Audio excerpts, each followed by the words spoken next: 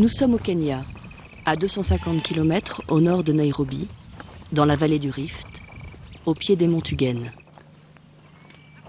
Les paléontologues Brigitte Senu et Martin Pickford effectuent régulièrement des missions dans cette région proche du lac Baringo, particulièrement riche en gisements fossilifères. C'est super comme gisement. Le Vieux-Île a livré pas mal de fossiles. Des dents isolées, des postcrâniens, beaucoup de tortues terrestres et fluviales, et aussi les crocodiles, donc vraiment un mélange de tous.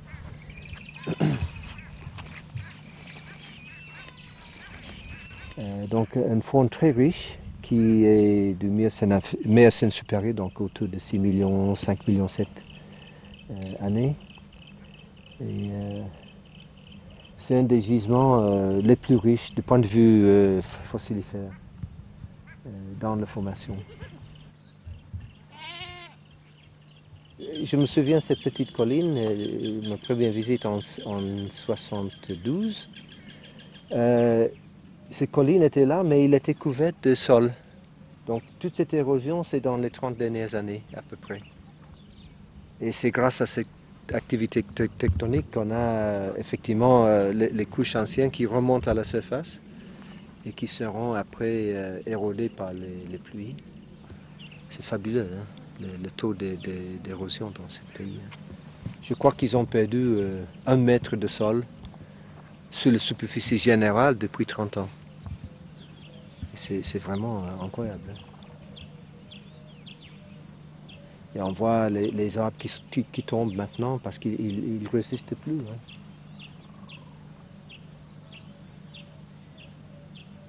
C'est bien triste pour les agriculteurs, mais c'est un bénéfice pour nous parce que l'érosion libère les fossiles.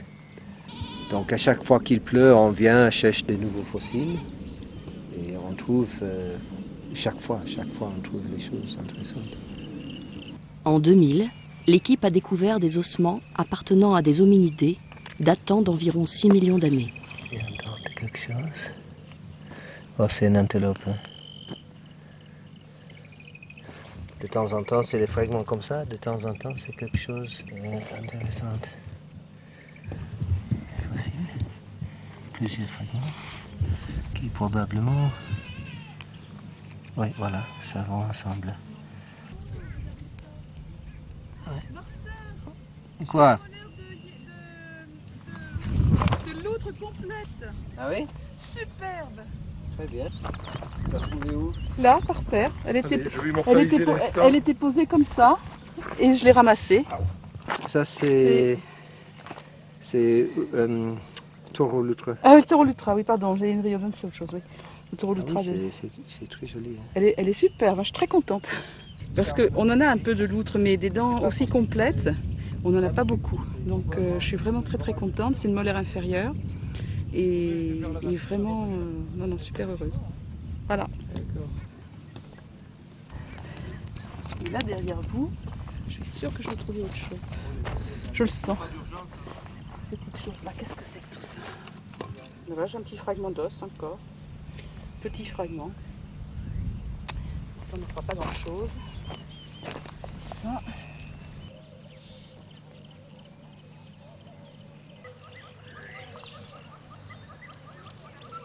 Le campement de l'équipe franco-kenyane, dirigée par Brigitte Senu, est situé à quelques kilomètres des chantiers de fouilles.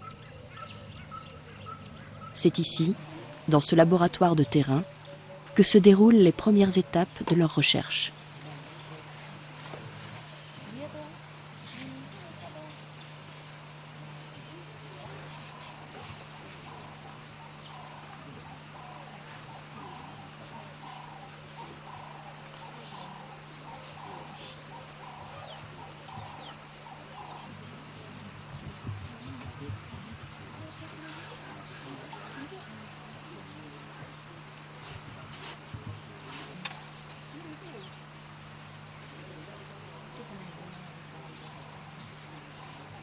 La paléontologie, ça remonte à très longtemps, enfin, parce que depuis, bon, la géologie, parce que je suis géologue de formation, ça remonte à mon adolescence. Hein. Moi, j'ai avalé les bouquins de Casteret, de Tazieff. Pour moi, c'était merveilleux. C'est du fin fond des cavernes au sommet des volcans, je trouvais ça absolument fabuleux.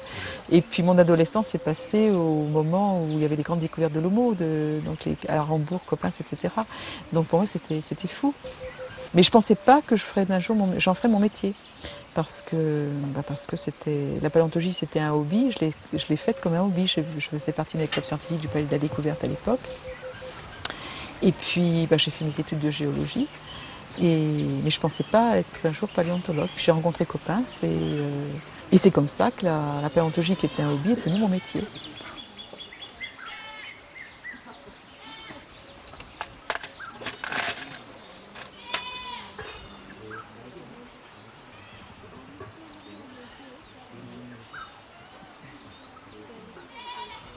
Est-ce que vous êtes satisfaite de cette mission qui se termine?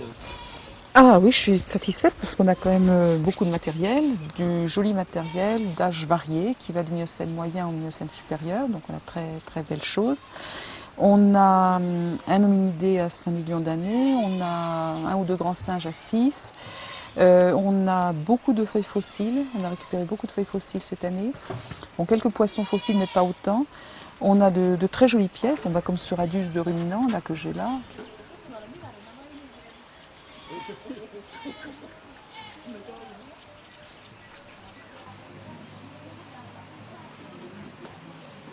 Bon.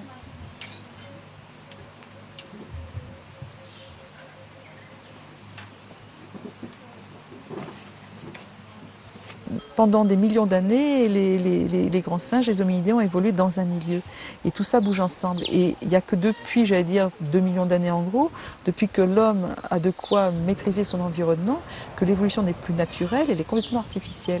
La paléoanthropologie, d'ailleurs j'aime pas ce terme, paléoanthropologie pour moi c'est complètement galvaudé. Pour moi c'est vraiment de la paléontologie humaine. C'est l'homme a évolué dans son milieu et c'est vraiment de la paléontologie avec des méthodes de paléontologie. Moi j'ai jamais fait d'anthropologie, c'est vraiment un domaine à part. Pour moi, je vais dire, l'hominidé, c'est presque une anecdote. Je devrais peut-être pas dire ça, mais c'est vrai que pour moi, c'est un fossile comme un autre. Et ça fait partie d'une espèce qui évolue comme une autre espèce qui évolue dans un domaine qui est naturel. Ces grands schémas où on met l'homme au sommet d'une pyramide comme l'avenir, etc., j'y crois pas du tout. Il y a des animaux aussi évolués, bien plus évolués que l'homme dans d'autres domaines. Et l'homme a développé une certaine partie, a développé certaines choses, comme le cerveau, etc. Mais il y a d'autres animaux aussi spécialisés que l'homme, ou plus dans d'autres parties du corps, qui font que nous, on leur arrive pas à la cheville, je veux dire, dans ces domaines-là. Personne n'a de vérité. On a tous peut-être des fragments de vérité. On a peut-être tous tort, peut-être tous un peu raison, pour des raisons différentes d'ailleurs. Mais c'est justement cette richesse de culture qui doit nous aider à aller plus loin. Et surtout pas de culture unique. Ça, moi je crois que je suis fondamentalement opposée à la culture unique.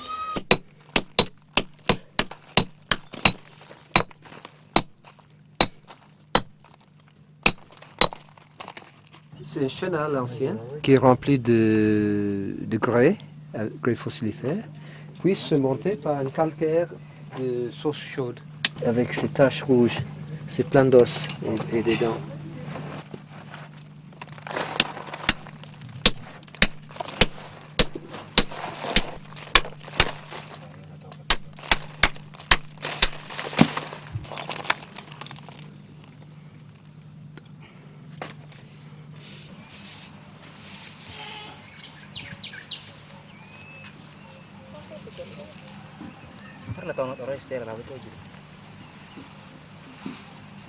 Bukan yang namanya ini.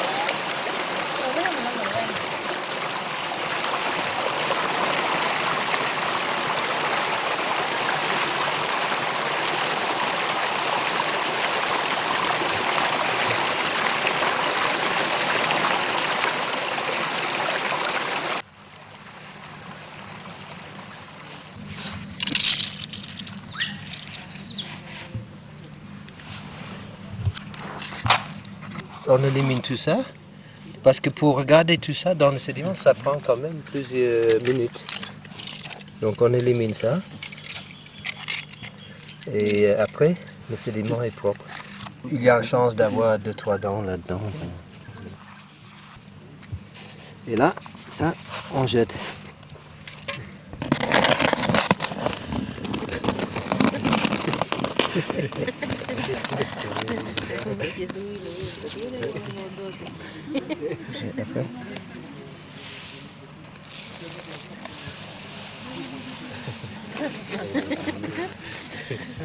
On s'amuse bien.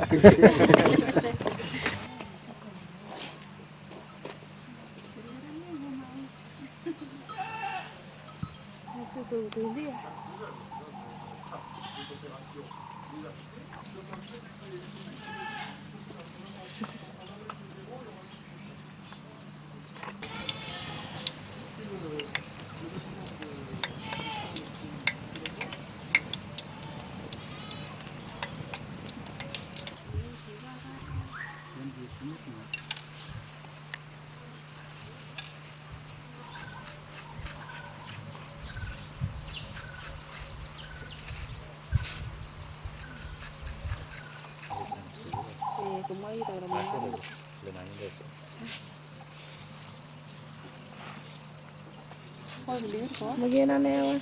Iwe. Ndo moita ngale dule ndoro no moto na broma. Na yellow met.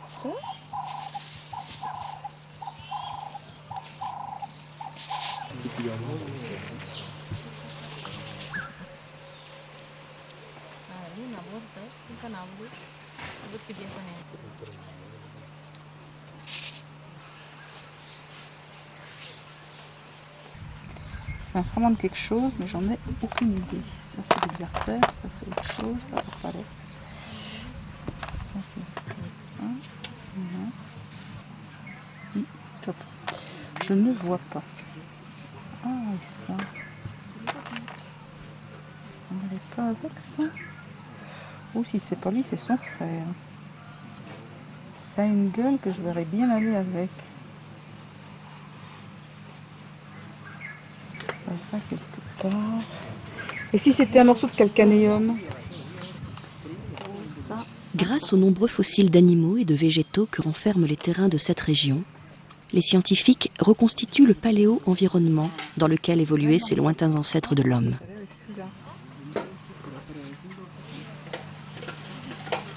Ça doit aller ensemble, ça doit aller ensemble, ça doit aller ensemble. Bingo! Je l'ai. Voilà. Et qu'est-ce que c'est? Une phalange, une troisième phalange, Dominique, de ruminants.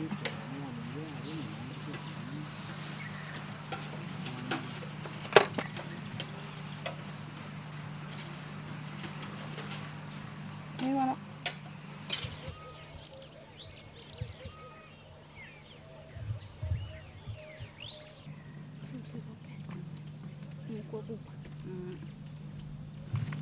Ne me demandez pas ce que c'est, j'en sais rien. Ouais. Ah, j'en sais rien encore, c'est un gros os. Et ça plonge comme d'habitude. Et c'est pourri comme d'habitude, sauf que c'est plat. Je pense que c'est ou un fragment de bassin ou un fragment de mandibule, mais il faut attendre. C'est quoi? Je me demande si c'est pas un fragment de pelvis. C'est plat, ça a des... Mon but, c'est qu'il y ait un vrai relais qui se passe local dans l'avenir. Donc c'est pour ça que c'est important de pouvoir petit à petit former les gens à tous les niveaux. Il est Mawe? Quoi il est?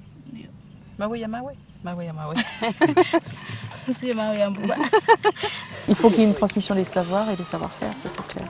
Et donc c'est pour ça qu'on travaille de plus en plus avec les locaux. Bon, le problème c'est qu'actuellement nous on cherche des étudiants tubiennes, de la région, puisque pour les impliquer, et actuellement ils ne sont pas encore formés, puisque ça n'a pas été dans la tradition de ce pays de former des paléontologues régionaux. Mon rêve c'est qu'il y ait de plus en plus des choses comme ça qui se passent et qu'il y ait une vraie élite qui sorte dans nos domaines, une vraie élite africaine. On suit un peu les marches de l'os et puis quand on sait exactement ce que c'est, quand on commence à savoir ce que c'est, on tourne autour. Et puis aussi la texture. On voit ici l'os a une texture particulière. Ici, on voit que c'est un mélange de petits fragments agglomérés. Donc on voit tout de suite que c'est pas la même chose. Et puis l'os, à la limite, c'est plus tendre ici.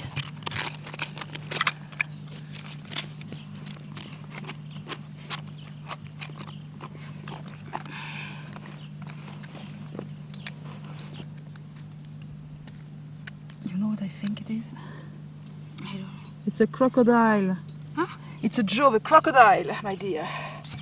On va pas le sortir maintenant, on va la recouvrir d'un sac pour la nuit avec du sédiment par-dessus et demain matin, kesho asubuhi na weka hii kwa jua, inshallah iko jua na kwa saa sita na taka pole na weka glue kama hii na pole ta kama hii naenda chini kidogo, lakini towards you. You have to remove that on that side.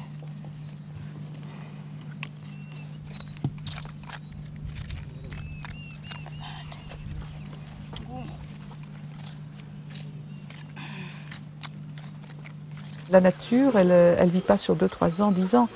C'est quelque chose à très long terme. Donc nous on travaille dans le long terme, dans le passé, mais il faut leur montrer que cette expérience du passé, elle peut être projetée dans l'avenir, mais ce ne sera pas nous, ce sera les enfants, de nos enfants, etc. Donc c'est aussi quelque chose de fondamentalement important pour la défense de l'environnement et la défense des patrimoines, qu'ils soient fossiles ou modernes. Si on arrive à avoir quelqu'un de la région qui dans 20 ans sera capable de prendre en charge, ben je pense que pour moi ce sera déjà quelque chose de fondamentalement positif.